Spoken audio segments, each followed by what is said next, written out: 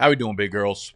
Today, we're going to go over 5 guys that I regret not drafting in Dynasty last year. Now, the list is going to be rather obvious, right? There were guys that were going at a very cheap price that are now going at a very expensive price. Therefore, you missed that gap. You missed the window to buy very low. And more importantly for the video, we're going to be diving into why we should have been more open-minded, right? They were collectively dudes that were really far down the ADPs. We're talking about, wide receiver 70, tight end 20, stuff like that.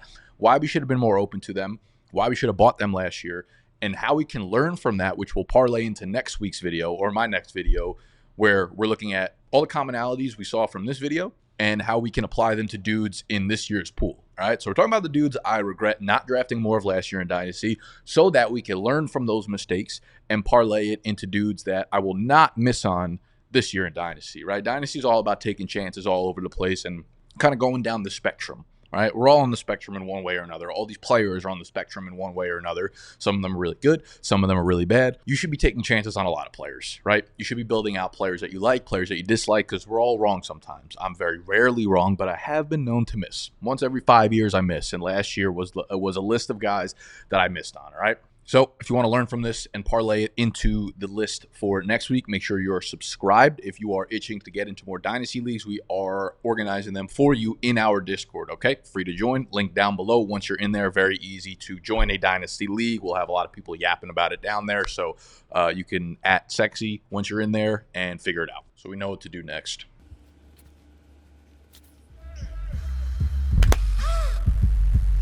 Let's get it.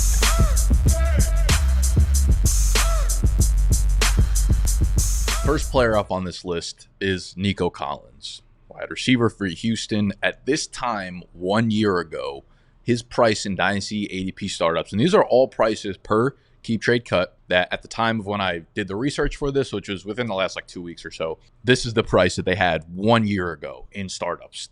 These are not lies. I'm not making it up. I'm not taking it from a fucking source that doesn't matter. Keep trade cut price from 1 year ago, wide receiver 67 in startups. Right now, he is the wide receiver 20. Now, here are the reasons why the industry, the market did not like him, which caused him to be the wide receiver 67. This is kind of the structure of the video. We're going to go through all the reasons why we didn't like him and then talk about why we should have been more open-minded, okay?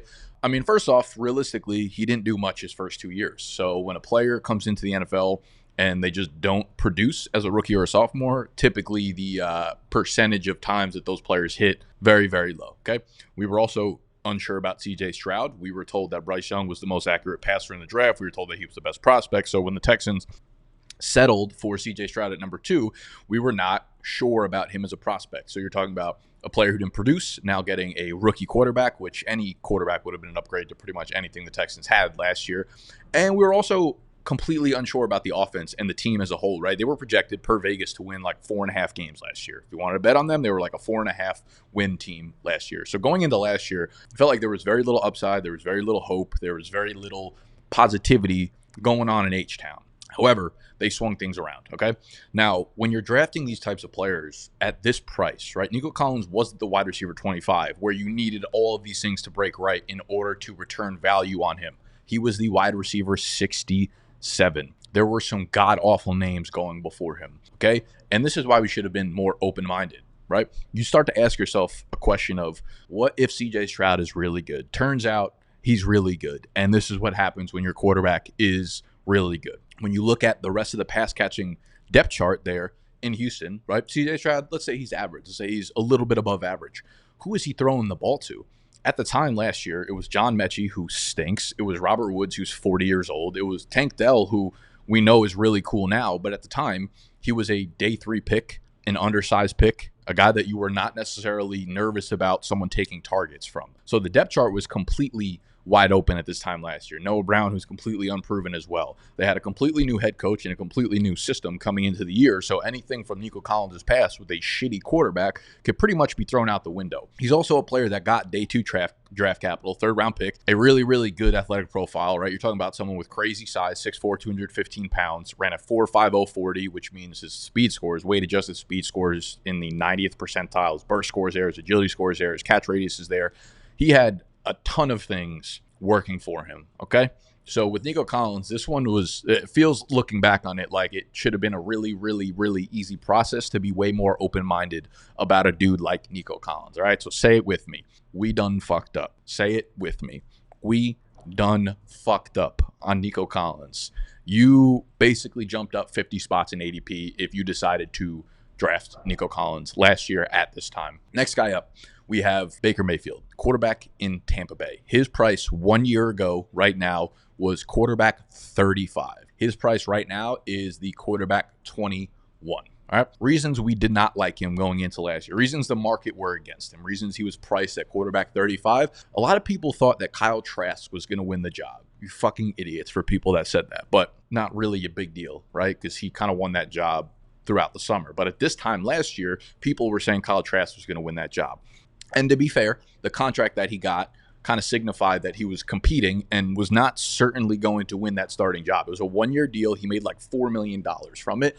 He was coming off of two of his worst years in Carolina. So talk about a dude who's not getting any younger, coming off of some of his worst years as a starting quarterback, and probably competing for a job, says his contract. Okay? Reasons we should have been more open-minded to Baker Mayfield coming into last year. And to be fair, I was much more open-minded. I have him in a lot of my Dynasty drafts that I was able to get him last year, and I was in on him in redraft as well. So this was not really for me, but more so for y'all. And you probably regret not drafting him at this time last year at the price of quarterback 35. And again, my next video, so make sure you're subscribed, is going to be going through all of these commonalities between these players and finding like who is the Baker Mayfield of this year, who is the Nico Collins of this year type beat. All right. Reasons we should have been more open-minded about Baker. Like, sure, he was bad in Carolina, but like, who isn't? They haven't had a good fantasy quarterback since like peak Cam Newton. All right. And pretty much every year that Baker had in Cleveland, he was a top 20 fantasy quarterback at worst in a super run-heavy offense that ran through Nick Chubb. And even at the end in LA, he looked pretty good. Very small sample size, but he looked way better. He looked like a different quarterback than he was in Carolina. He went to Tampa Bay, and it wasn't like they added a serious threat to his competition. Right? We talk about Kyle Trask, who literally they did not trust whatsoever. Never got on the field for any single snap. Don't care who was the quarterback out there. Might have been the GOAT, might not have been. But it wasn't like they added like Jacoby Brissett or Gardner Minshew or one of those guys that was seriously there to compete for the starting job, just like a bridge quarterback, right? It was fucking Kyle Trask, who they had no faith in. The situation was good, right? Mike Evans, Chris Godwin, Rachaad White, they had a pretty good offensive line in a putrid division where you were going to go against really weak defenses 5-6 times throughout the season. He was just 28 years old, right? So a good season gets him another year at worst. And a really good season, which is what we saw out of him last year, gets him another 2 to 3 years in Tampa Bay. And even if that's not like quarterback 14 production in fantasy, the value of having a quarterback that's going to be a starter for like 2 to 3 years in Superflex is enormous, right? He was basically last year's Geno Smith from 2 years ago, right? When no one liked Geno, no one liked Seattle and Tyler Lockett and DK Metcalf, and then Baker kind of did the same thing last year, where he invigorated his career a little bit, made the weapons around him really good. The guy ended up leading the NFL in deep ball attempts last year. He pretty much was the opposite of the way that we were programmed to think about him, and they re-signed Mike Evans, so I don't see that going anywhere, okay? So Baker Mayfield felt like a much easier look-ahead winner of last year than the market said that he was. So he was another one that people should regret not drafting more of. Same thing with Trey McBride. 1 year ago, he was the tight end 19 in startup drafts, okay? Right now, he is the tight end 3. The reasons we didn't like him: he didn't do much as a rookie. Zach Ertz was still there, and we were kind of unsure about Kyler's health, Kyler's longevity with the team, and the overall team success, which are very much like 1 year window thoughts. We need to start breaking free from those like, what's going to happen within the first 8 weeks of this upcoming season mindset, because that doesn't really do us good. More often than not, it hurts us in Dynasty. The reasons we should have been far more open-minded when it comes to Trey McBride: again, second round draft capital just 2 years ago. He was the first tight end drafted in that draft class. The dude went 90 for 1,100 yards in his final year in college and won the Mackey Award. A lot of times we're projecting tight ends just based on athleticism. This guy's both athletic and produced at a super fucking high level in college. So often we see tight ends and we're like, they're going to be good because they're athletic. They have to be good. They have no choice but to be good. Incorrect. A lot of them fucking stink. Trey McBride has already proved to us that he does not stink as a pass catcher. He did it in college, all right? Zach Ertz, I think, was the biggest deterrent for why people did not want to draft Trey McBride.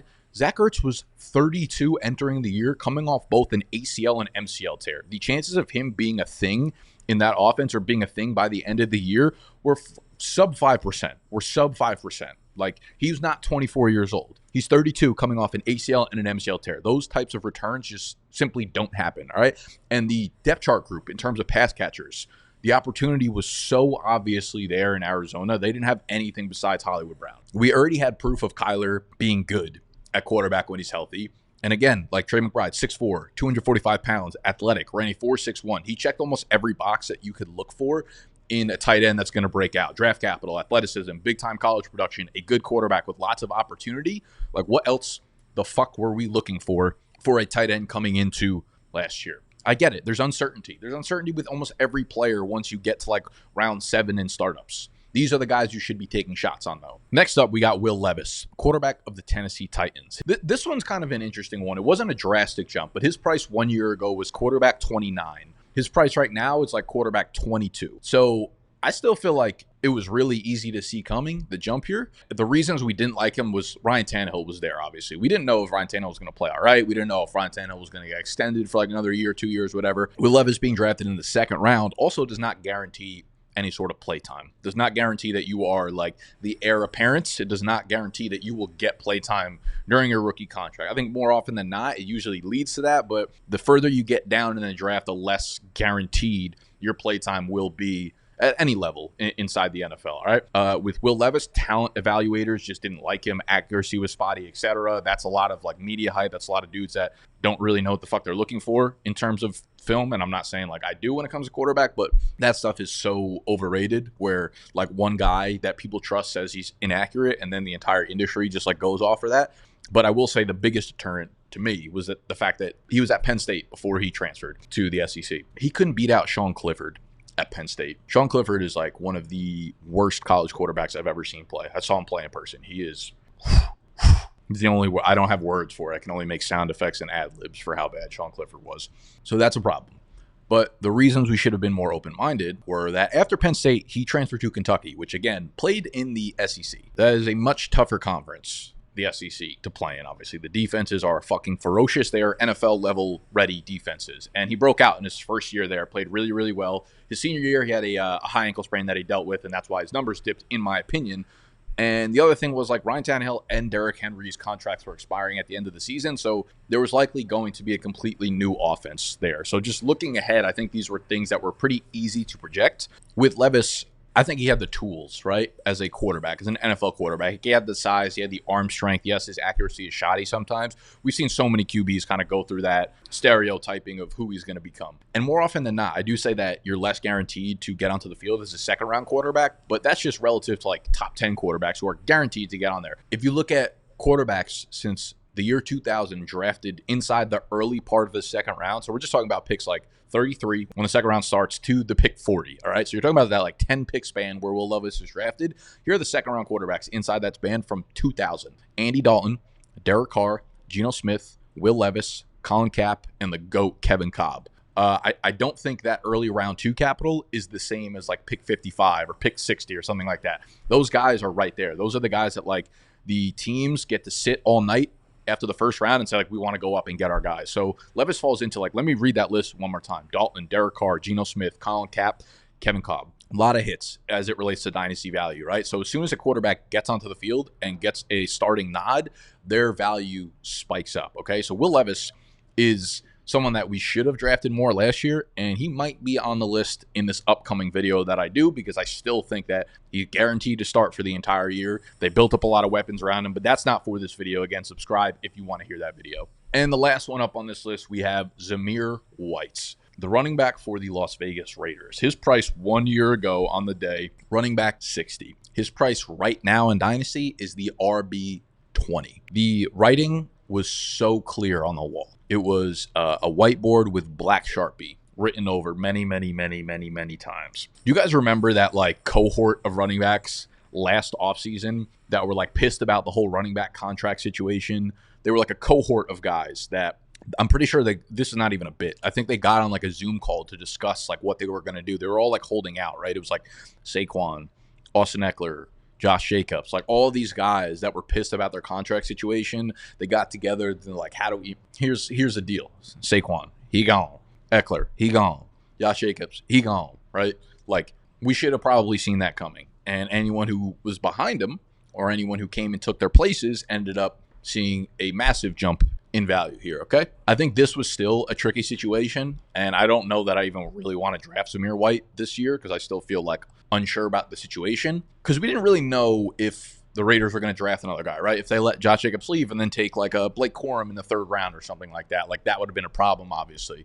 But realistically, when you looked at the Raiders depth chart last year, there was no other competition in the backfield, right? And we have evidence of the Raiders using a bell cow back like a workhorse. And Zamir White had the size, the explosiveness to bring real upside. And we're talking about running back 60. Running back 60 in a Dynasty startup draft was like 14th, 15th round, okay?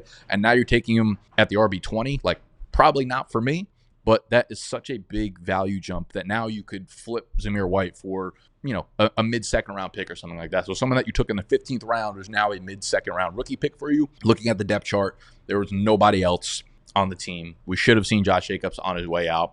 We should have seen a lot of guys on this list on their way in to a ton of value, all right? So those are 5 guys that I regret not drafting more of in Dynasty last year. If you want to see dudes that I feel like you'll regret not drafting more of in this upcoming year, based on a lot of the commonalities from this type of list, make sure you subscribe to the channel. Make sure that if you want to join a Dynasty League, we are organizing them for you in Discord, free to join down below. And that's it, all right? I love you. I will allow you to untuck your shirts now.